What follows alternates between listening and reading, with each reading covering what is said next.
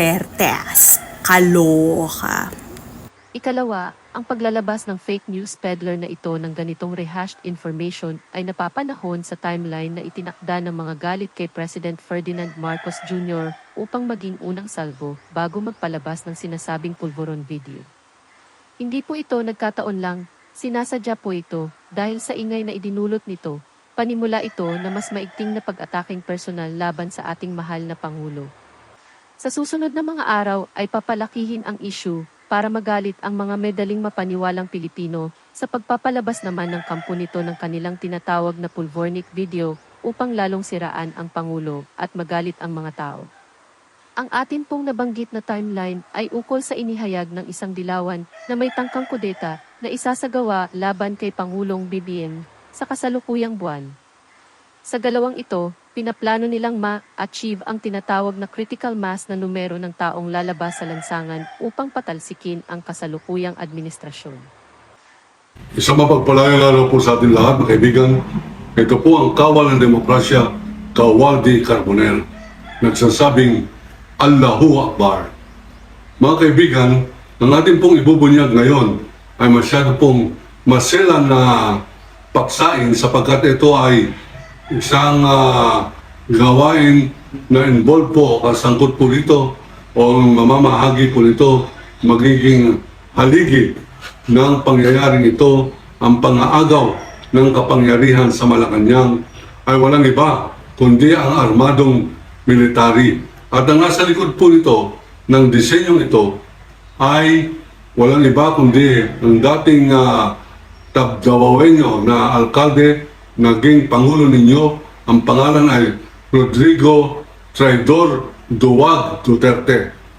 Siya po ang pasimulo nitong kodita na gagawin. Naka-schedule po ito next month, April 10 to 15. At dahil po rito, ating pong pinasasalamatan ang ating pong mga kontak sa kanan at sa kaliwa ng ating pong lipunan. Alam po ninyo, ang buhay ng isang mamamahayag o journalist na pareho ko ay nandyan po sa mga koneksyon kung saan nanggagaling ang balita. Nanggaling po itong feed na ito o itong impormasyon na ito sa isang mataas na opisyal ng military. At siyempre, kasama po sa Code of Ethics o kaugalian na sinumpaan ng media ay hindi papangalanan ang kanyang informer o kung saan niya nakuha ang informasyon. Ika nga, yan po yung Code of Confidentiality. Ngunit, pareho po namin pagbubunyag noong araw hinggil po sa plano ni Duterte na ipasara ang ABS-CBN. Tayo po nanguna na magbalita niyan 4 months bago po sa pagpapasara ng ABS-CBN. Ngayon, ang ating pong advance information galing po sa isang mataas na opisyal ng military na nagsabi sa akin in confidence na magkakaroon ng kudita. Ang may pasimuno po nitong kudita na darating ay hindi po military, kundi financier o funder ng military ng pangalan ay Digongong Duterte. Mga kaibigan, yan po ang ating pong pagbubunyag at yan po ang nakatakdang mangyayari ngayong Abril. At siguro, dahil sa pagbubunyag na ito, baka po maiurong nila yan ng mga 2 buwan, 3 buwan. Pero yari na po ang programa na ang iuupo na bagong Pangulo ng Republika ng Pilipinas sa pilitan ay walang iba kundi si Sara Duterte. Ikatlo, ang paglalabas ng video na ito ay pantakip ng naturang fake news peddler sa mga kasong kanyang kinakaharap sa Amerika laban sa dalawang kilalang Pilipino designer na si Avel Bacudio at si P. Quinons na parehong nagsampa ng tig $2 milyong na defamation suit laban kay Maharlika. Isa itong desperadong galawan ng hitad sapagkat alam niya na lumiliit na ang mundo niya sa mga kasong ito.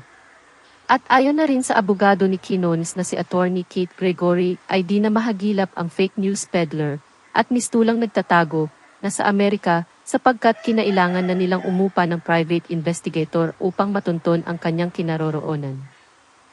Kamakailan ay binanggit ni Senator J. V. Ejercito na pinupondohan ng China ang ilang mga Pilipinong blogger at influencer upang sirain ang pamahalaan.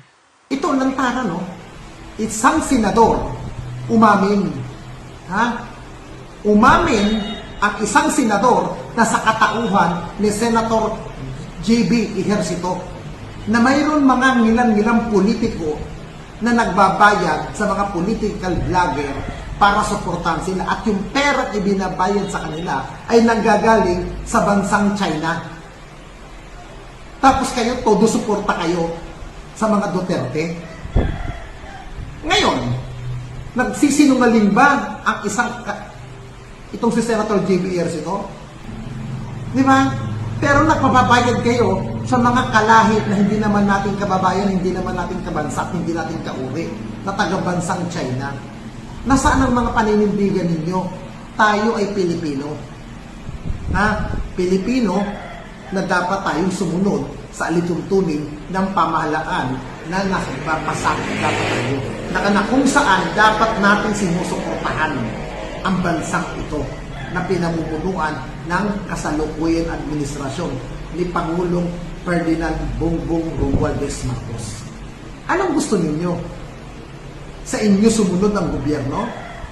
At sa inyo yuyuko? Kaibigan, pakinggan ninyo, unawain ninyo ang bawat pahayag ng balitang ito. Itong news na ito, hindi ito pumutok.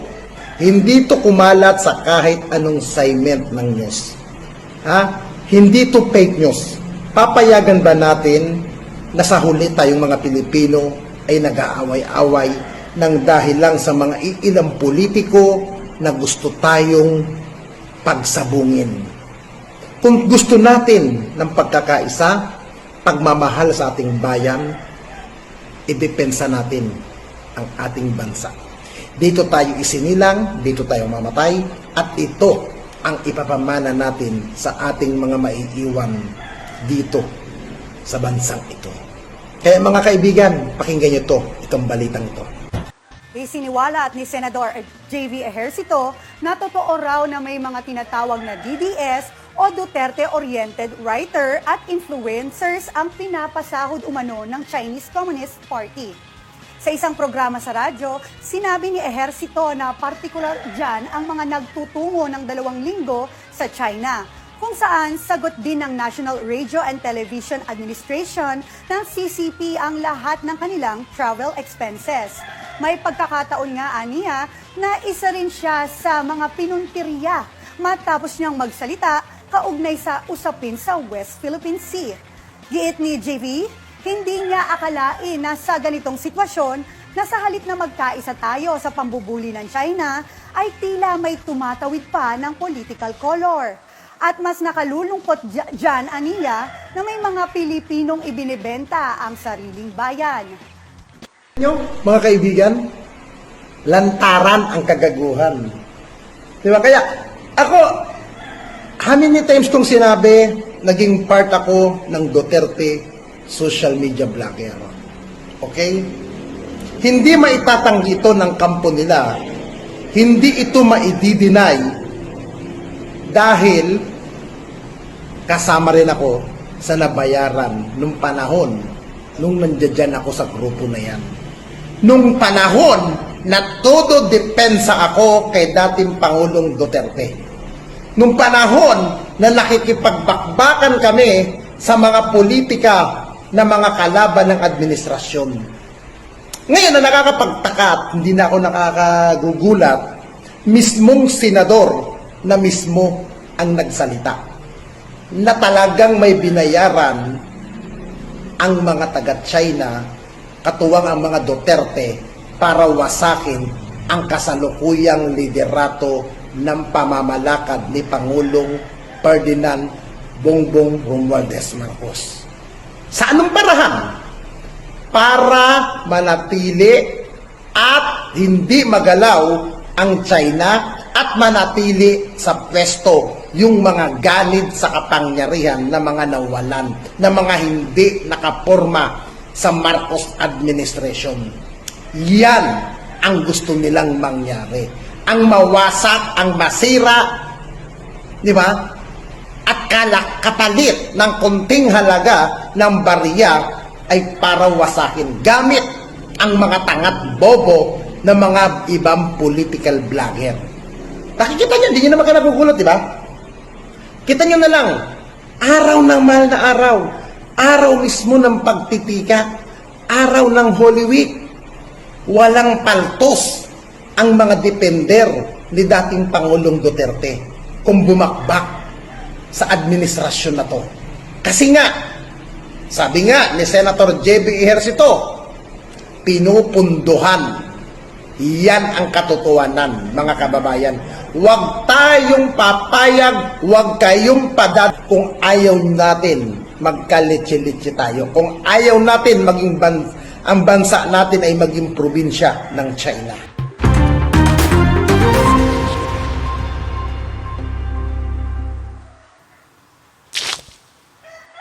Sa kabuuan, sino ba ang makikinabang sa watak-watak na Pilipinas at mga Pilipino?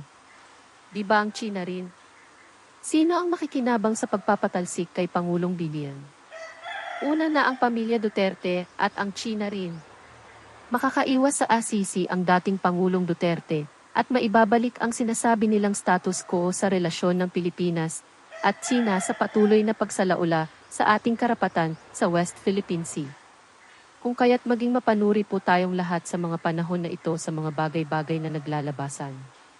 Kung tinatrabaho ng ating Pangulo ang pagkuha ng mga bansang mga kaalyado sa pagkakaroon ng pagkakaisa sa tinatawag na rules-based international order sa Indo-Pacific region kasama na ang sa West Philippine Sea na maging payapa ito.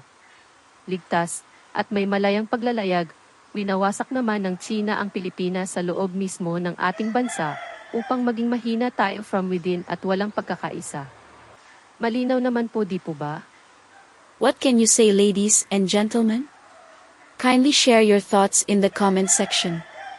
We have reached the end of the video. In behalf of the Splat Communications and Simplified Strategic Solutions team, thank you. Till next time. Stay safe. Rosa out. Bye.